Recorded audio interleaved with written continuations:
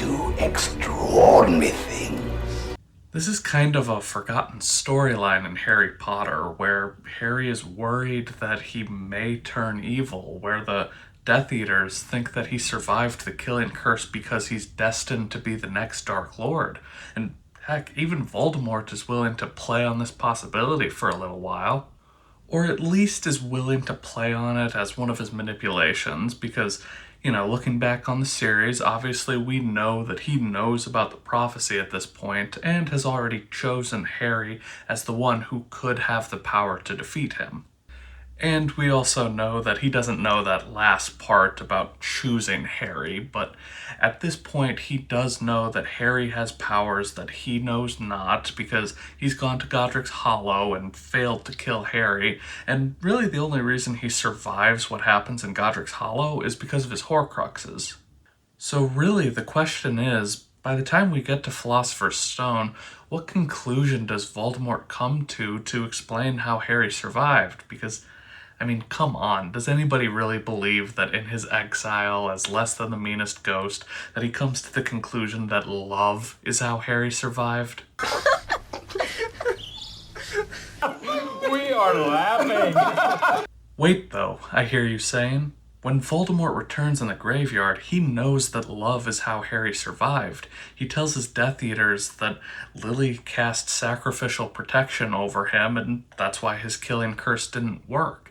It's why he even takes in Harry's blood specifically this year. That's his whole plan for the year. That this sacrificial love was just this ancient magic he just so happened to forget about. Which, by the way, feels like that comes up a lot in the series, where there's just some magic that Voldemort just conveniently forgets about. "You're dead, Harry Potter," said Riddle's voice above him. "Dead. Even Dumbledore's bird knows it. Do you see what he's doing, Potter? He's crying." "Phoenix tears," said Riddle quietly, staring at Harry's arms. "Of course. Healing powers. I forgot." And I bring up the tears specifically because Harry has the power the Dark Lord knows not. That's what the prophecy is about. Harry has the ability to love, but Voldemort does not understand this power. And just like with the Phoenix tears, he forgets about it until it's staring him right in the face, and he has to accept that, yes, that is the option. And we know he does see that with the sacrificial protection, because that's how Quirrell dies.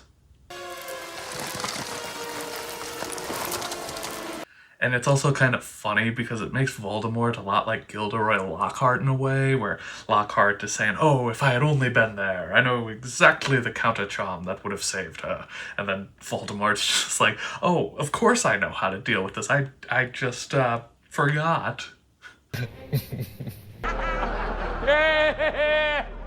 But back to the topic of the video, I think the next question we have to ask is, what does Voldemort think happened in the immediate aftermath of Quirrell's death? And I think the answer is that he has no idea what happened.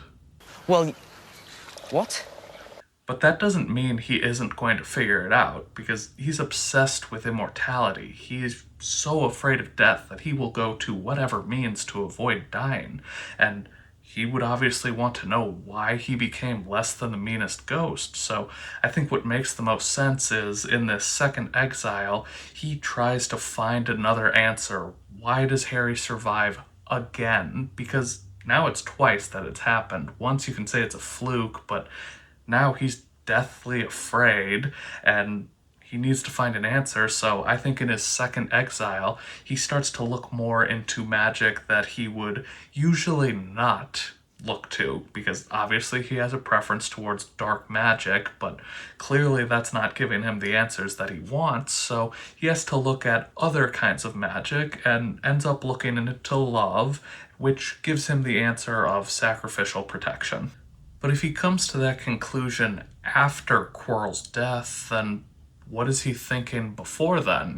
What are his goals? Because obviously his main goal for the year is to get his hands on the Philosopher's Stone so that he can eventually get his body back. But that's not where his goals end. Obviously he wants to become immortal. And what's the last obstacle in his mind for that? Well, it's Harry, of course. So if he doesn't have a way to get around Harry, then body back or not, he still has to fear death because there's somebody out there with the power to defeat him. And while the prophecy doesn't speak of it in a definite fashion, that's still for somebody like Voldemort just as good as death being out there for him, so that's obviously going to be a big problem. And if he doesn't have a way to defeat Harry when he's back, then he's going to be just as screwed as he was in Godric's Hollow. So along with trying to get the Philosopher's Stone, I do think he wants to try to see what Harry's weaknesses are, ways that he can test him. I think that's a big reason why he wants to use Quirrell, because Quirrell's going to be at Hogwarts, and Voldemort, as less than the meanest ghost, is able to hide successfully on the back of his head for a whole school year. But how can he find ways to learn Harry's weaknesses, or try to test him, or push him towards the dark arts? Because it's not like he can be out in the open. We obviously learn from Snape's memories that Dumbledore suspected something was up with Quirrell, but I also don't think he would immediately jump to the conclusion of, oh my god, Voldemort's on the back of his head, and then just let him be around the students for a whole year. So I think that's pretty ridiculous there. So what can Voldemort do to get inside Harry's head? And this is where we do have the answer for it, because he does have a very specific way that he can get into Harry's head. Dreams! There is one specific dream that I want to take a closer look at, one that I think is overlooked in the grand scheme of things. Perhaps Harry had eaten a bit too much, because he had a very strange dream. He was wearing Professor Quirrell's turban, which kept talking to him, telling him he must transfer to Slytherin at once, because it was his destiny. Harry told the turban he didn't want to be in Slytherin. It got heavier and heavier. He tried to pull it off, but it tightened painfully, and there was Malfoy, laughing at him as he struggled with it. Then Malfoy turned into the hook-nosed teacher Snape, whose laugh became high and cold. There was a burst of green light, and Harry woke, sweating and shaking. This dream isn't brought up as much as Harry's more famous ones because, one, it's about 100 pages into the first book, so we don't really know how true it is, and then second, by the time we realize, oh crap, Harry's dreams aren't just dreams, we've already forgotten about this one, especially when Arthur is getting attacked by Nagini in one later.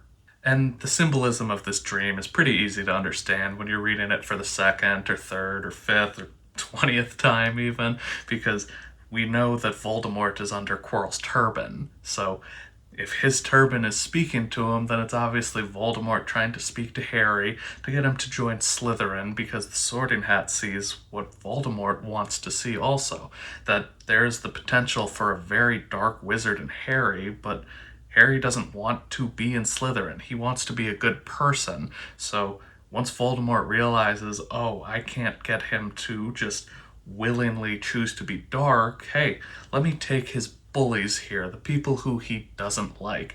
Let's look at Malfoy. Let's look at Snape. Try to get him to turn that way, to say, hey, these people would deserve it, because Voldemort wants to see Harry embrace the dark arts, because if there's a new kind of dark magic that can block Avada Kedavra, are you telling me Voldemort isn't going to want to learn that? Of course he's going to want to. That's an unblockable killing curse. Of course, this is a very risky strategy for Voldemort, because his own supporters believe that Harry could be their next rallying point, that he could be the next Dark Lord, and you're putting him in close proximity with the children of 3 Death Eaters just in his own year. So, of course, there's a lot of risk here, but the reward is Voldemort has a new way to block the killing curse. So, even though it's risky, I do still think that it's very in character for him to want to learn this extra knowledge.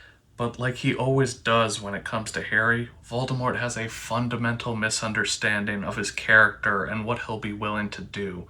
Because at first he thinks, oh, maybe this was dark magic. Maybe it's something I can learn. If I can just goad him into showing me, then I could deal with him after the fact, to then eventually thinking, oh yeah, I think Harry will be willing to die at my hand, just on the off chance that I'll spare the people that he cares about most, like just on the off chance that Voldemort will stay true to his word.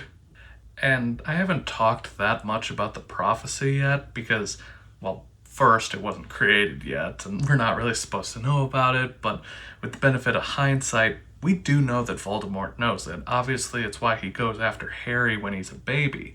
And, you know, it's easy to say, oh, he didn't really want Harry to join him. He was just trying to manipulate him so he could get the stone, but at the same time, because he realizes that he's not going to be able to get the Philosopher's Stone out of the Mirror of Erised and that Harry may be able to, I think that he could see a usefulness for Harry, that he can learn this dark magic from him and then when he's no longer useful, just dispose of him, but you know, you get him to trust Voldemort at first, you know? It's, again, thinking that he's going to be a dark wizard, that he will trust Voldemort, who will then kill him when he first gets the chance. And we do know that that's how Voldemort does treat his supporters. I mean, just look at Snape. The second he's no longer useful to him, he just kills him. Like it's nothing.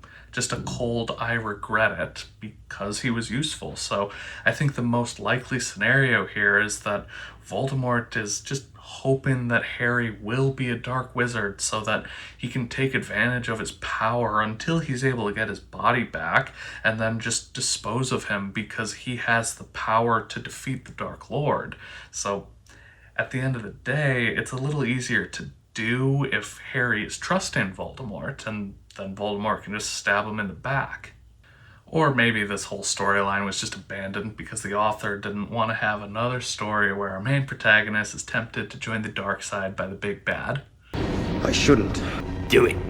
Yeah, we all know the story of the orphaned child whose parents are murdered by a Dark Lord who is only saved because his parents' bearded friend gives him to his aunt and uncle who don't want him to learn of these magical powers that he has, so Beardo has to return to his life to reveal this to him and will become something of a mentor figure to him, but at the end of the day there's a wiser, older mentor who will be the main one to teach him these things, and he is a bit of a weirdo, but he does still set him along the right path even if he doesn't always intend to, and of course he's going to make some good friends along the way, like the scruffy comic relief and a strong female character who in a lot of ways is a lot more qualified than he is, but at the end of the day our hero doesn't win because of his powers but because of his good heart. Wait, I think even I lost track of which story I was talking about there. And hey, if you also like Star Wars, check out my channel. I make both Star Wars and Harry Potter content on there, so if you want to see more like that, obviously I ripped off the joke, but I got plenty of good stuff here. So at the end of the day, I do think that Voldemort legitimately wants Harry to join him in Philosopher's Stone. It's just going to be a short-term relationship because Voldemort isn't to be trusted. You know, he manipulates, he lies. There is no line that he will not cross in his goal to become immortal. He's so afraid of death that he will look to any source to avoid it, and that would even be Harry, who is the one who has the power to defeat him. You know, he's going to betray him, but he might as well learn a little something along the way. But now I want to shift the question to you.